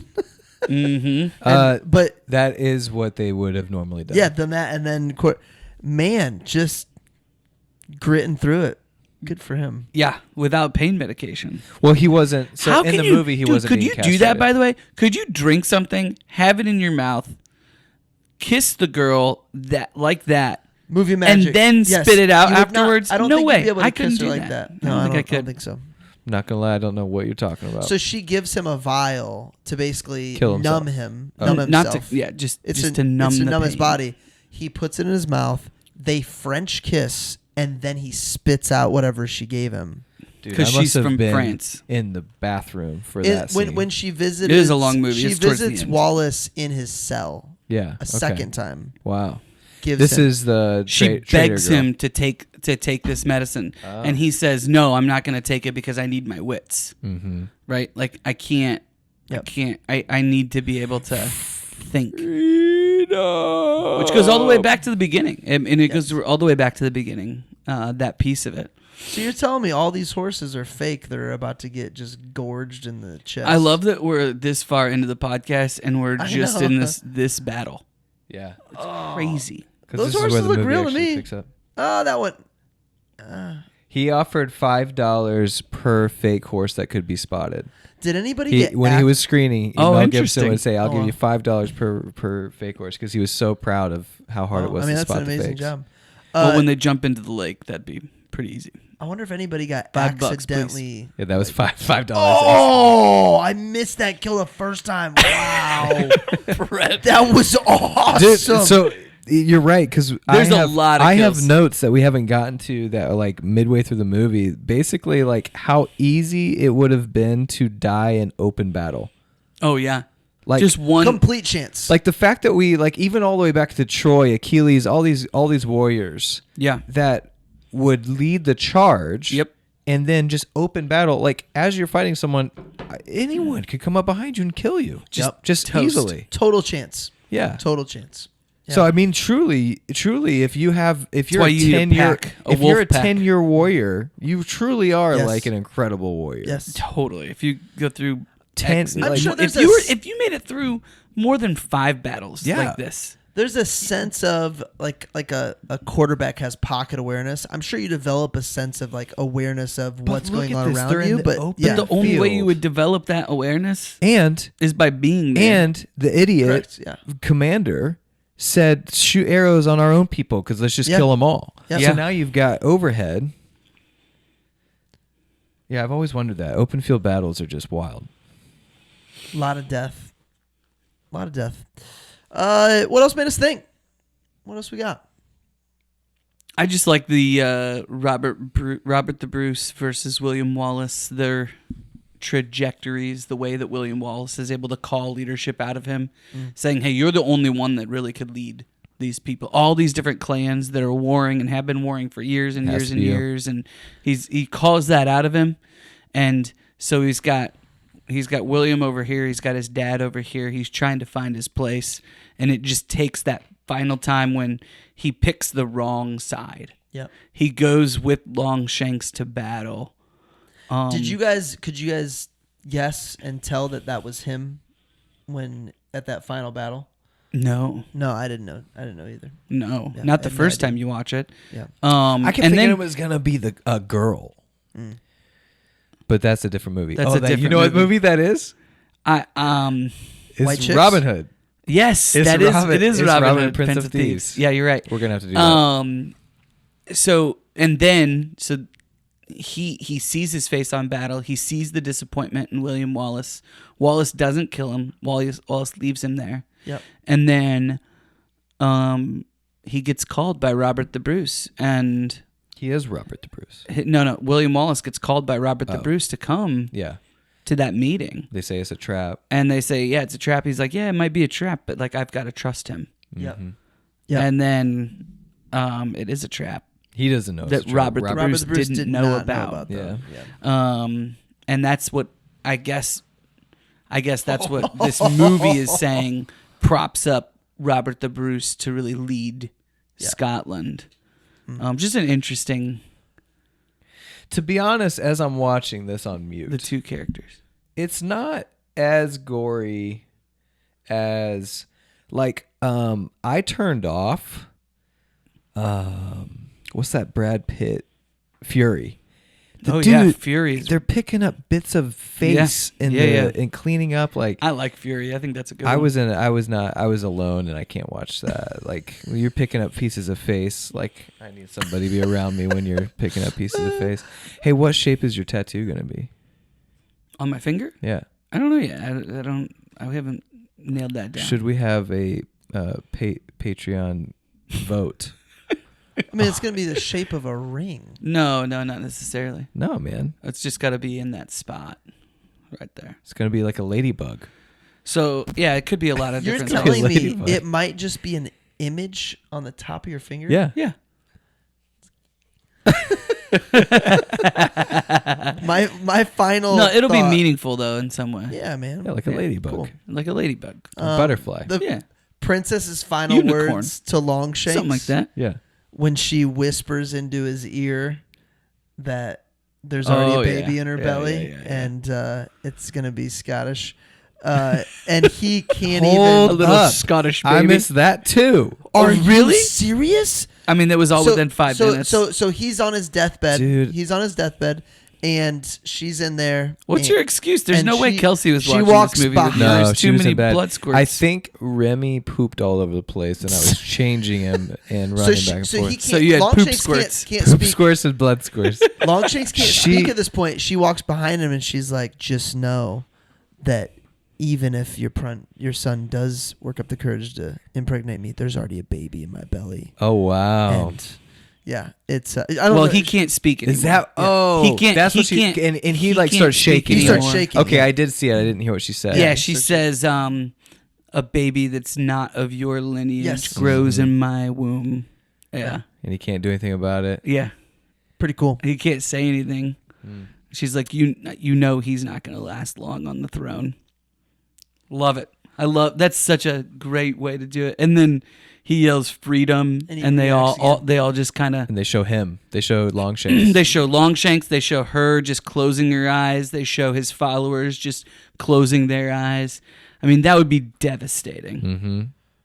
to just listen to. There is Like, a lot of Wow, I similarities. can't believe he didn't compromise even to then, No, right? Like everybody's like, "Hey, just say mercy, dude." even the crowd Just let is them like, kill give him you. mercy. Yeah, And when he doesn't, they're like, "Gosh, this guy, he won't learn," you know. But it inspires many others. The stretching part could have been more graphic. Yeah, It. it could have popped some stuff. Yeah, out of the sockets something. or something. Yeah. I was like, it kind of looks like it feels good. yeah. Like I kind of wish I had this stretching mechanism. William, that's blasphemous. William, We ready for quotes? Oh yeah. hit me. History is written by those who have hanged heroes. That's the narrator at the beginning. You've got children. Well, not yet, but I was hoping you could help me with that. Go back to England and tell them Scotland's sons and daughters are yours no more. Gosh, this is so funny. So they're sitting around and they're coming up with a plan for the battle. And he's like, we're going to create these spears. Okay, here's what we're going to do. We need these spears. They need to be twice as long as a man. And Gleason goes, some of us are longer than others. And then the old guy goes, your mother been talking about me, telling stories about me again? It was funny is I didn't know in that moment that that's actually his dad. Oh, yeah. I didn't know that. I just thought it was Your something mother funny been saying. talking He's to you. literally talking trash to his son. I'm totally going to do that. Oh, yeah. 100%. Yes. You already do that? With appropriateness, but yes. Yeah, totally. I can't wait till you don't have to be appropriate. I didn't watch today, but the PNC championship was today, and Tiger and his son were playing with all these other like legends and their sons and daughters and stuff. And Tiger and his son and the trash talk between the two of them is hilarious. Oh, really? I bet. Yeah, there was one time at which Charlie missed a green completely. And then they came back, and Tiger's giving him crap, and Charlie says something back to him, and Tiger just hits him in the chest, just wham, Well, just smacks him. knowing the way Tiger's dad coached him, I'm sure there's that, but Tiger's also amazing. Yeah. at golf, Tiger, so. he's way more gentle than his dad was Way with more him. gentle. Yeah. Yeah. Yeah. And I wonder if So part Charlie of that probably won't be as good. is for sure. There's no way Charlie. You're can be as good. joking, but like there's truth to that. 100%. And he's so do you think he's like that because he realizes he's the greatest of all time, and it's like it's Yeah. going to be impossible to live up to that? If So, you listen like, to some of the interviews that he did even this week, you could tell that that's exactly it. he's like, I can't put that kind I'm of not going to pressure. put that pressure on him. Yeah. I'm sure it helps when you're multi-millionaire and your son No, he's doesn't a have billionaire. to be. Yeah. He's a billionaire? Yeah. Are you sure? Yeah. Huh. I know you can You fight. asked him? Yeah. hmm Okay. We're buds. We bumped Nux once at You the bumped BMW. what? Bumped Nux. Nux. That's not what I heard.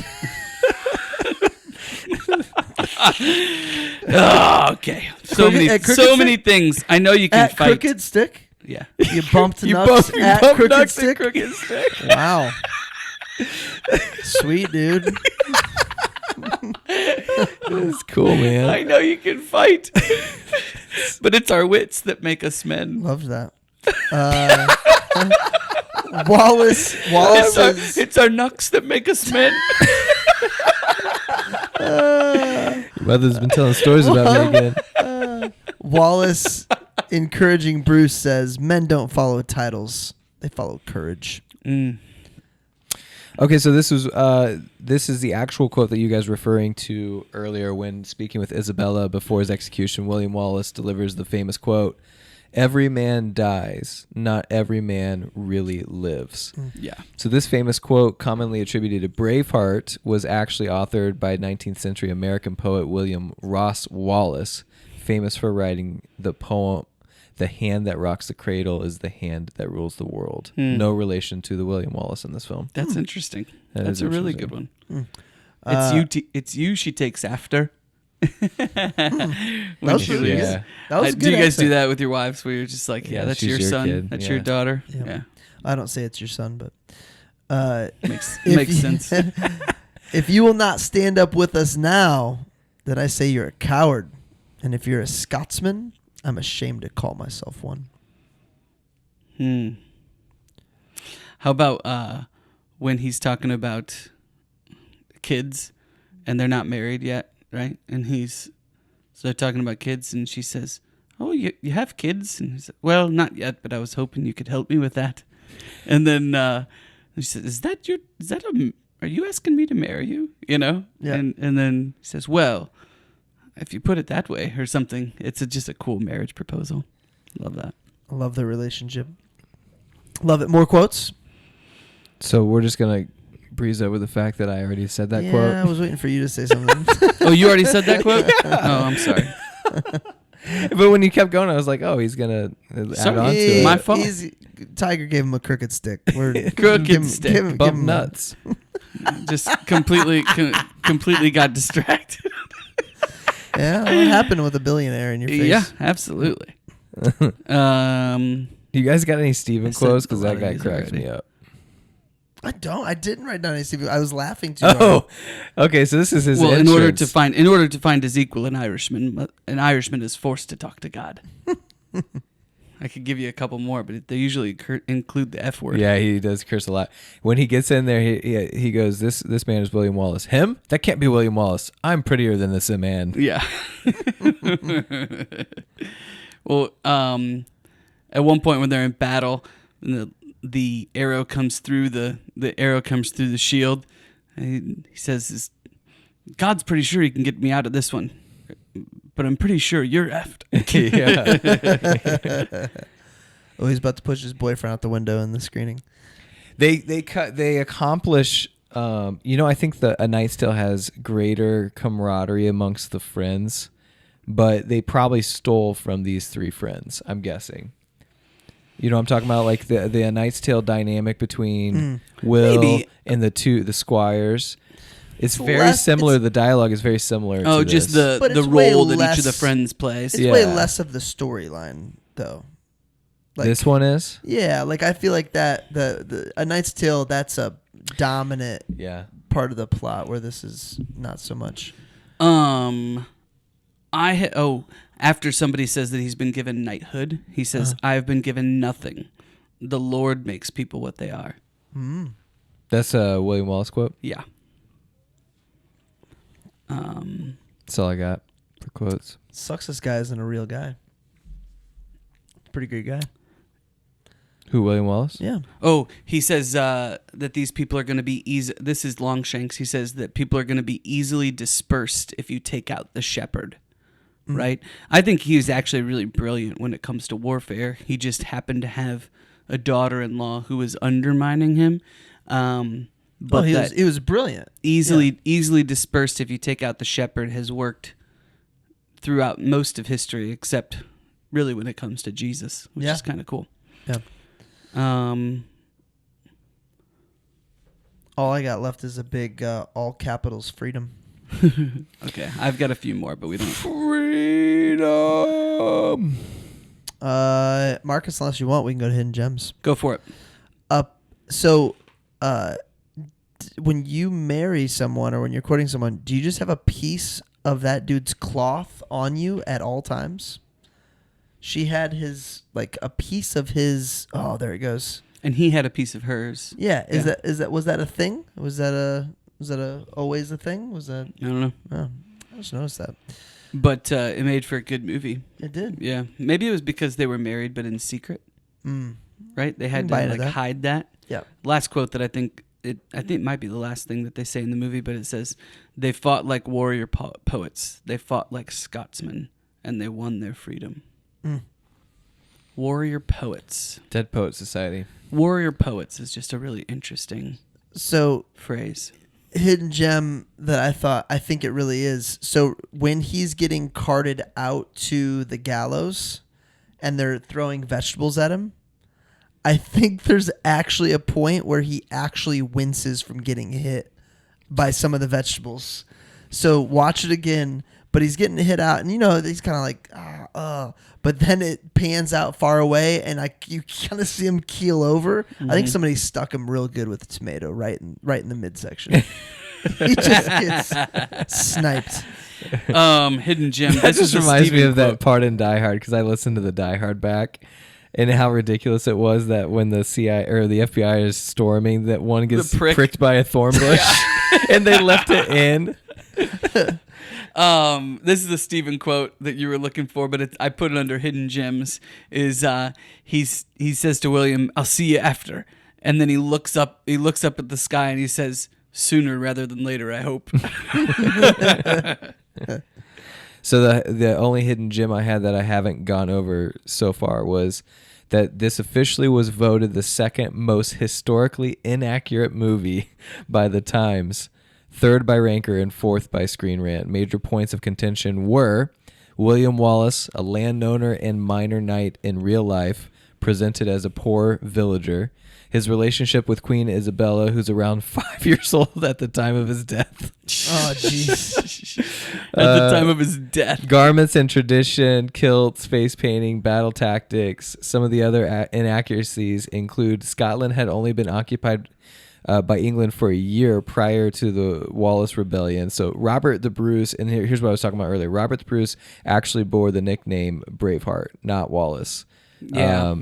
And many people are frustrated by the portrayal of Robert the Bruce because he's revered. Like he's like when you mess with somebody's legacy like that, that's rough. But you know what's interesting? By a popular movie. Yeah. What's interesting though is that I think that in some ways you can make, like I think sometimes you can make a much better movie if you're not trying to make it historically accurate. I mean that's obviously why they choose that because there was so little known about William Wallace as it was, they could kind of create whatever they wanted. It's also like if you do one scene, there's like that's not really how that happened, but that scene was awesome. Now all of a sudden you're doing that. Oh, you can talk yourself into it for sure. Yeah, you can talk yourself into it for sure. I'd like to know what allows Mel Gibson to be so comfortable with it. Maybe what? Because I feel like there's definitely a certain he kind of got kicked out of Hollywood, right? Didn't he get kind of kicked out of Hollywood? Rightfully but so. He got canceled for good reason for a minute. Yeah, got it. Okay. Well, then I'll catch up on my my Mel Gibson, which was really sad because it was right after he created The Passion of Christ. Mm-hmm. Yeah. We ready for ratings? Sure. All right. Well, I'm gonna go an 8.8. Wow, Brett. I love this movie. It was great. You really enjoyed it. And it was your first view. First coverage. I do think this is one of those that you get a little bit more of it the second or third time you watch it. 8.4 for Remington. Might be a sleeping 9 for me then. Maybe. I'll go with 9.0. This is top 5 for me. It's good, man. So what are your top 5? Gladiator, Braveheart. Definitely those two. Remember the Titans? Probably not. Wow. Yeah. We can't all be right. Something with Tiger in it. Does he have a movie? No. Okay. What's Tiger's top 5, Marcus?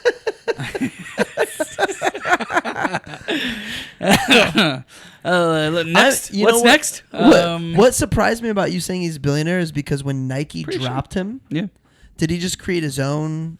I guess I could be wrong, but I was pretty. I don't think he's a billionaire. I don't think he is. Based on we could look it up, but it's much more fun to just argue about.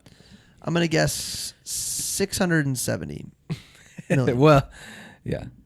So what's new? Next? Well, Tiger Woods' net worth $1.3 billion. Wow. Oh, Google's never wrong. It's true. We got in no particular order: Slumdog Millionaire, The Social Network, and Devil in the White City by Eric Larson, which I just finished. Mm-hmm. Every time you guys say Devil, I think you're going to say, and I know what it is, but I think you're going to say Devil Wears Prada, and I would totally do that movie because I love that movie. You love that movie? I love that movie. So the guy, Anne the Hathaway, bald guy, right? Yeah. The shaved head guy, Stanley Tucci. He's great in every movie. And actually, I love Burlesque. I thought the movie Burlesque was awesome. is really we've good. talked about that. Yep. Stanley Tucci does this, and we probably talked about this too, but he does this show where he tours every major city in Italy and talks about the food and eats the food in that area and does like this trap, He's almost like Anthony your dream Bourdain. job. Yeah. I always think of, it's crazy that I always think of this line when I think of him, but have you guys seen Easy A? You haven't seen that movie? Easy A? Emma Stone? Okay. Yeah, bits and pieces. Well, they're trying to, she has said a bad word, but she doesn't want to say it out loud, and they're spelling it with P's, and he's like, yes, spell it with your P's, and so he puts a T on there, and he's like, T. It's a hilarious spot, but if you guys don't know it, it's not funny. It's cool. I want to say I have seen it. Cool. Rem says he's so good, but that's like what I think of every time. Tiger Woods is worth $1.3 billion. His back is infused with like lasers and metal. There's lasers infused inside of him. He infused his back with lasers, crooked sticks, and he's out there still playing golf. Why? Because it's golf. Loves the game. Yeah, just loves the game. All right. All right. Well, that's what's next. Peace. See ya.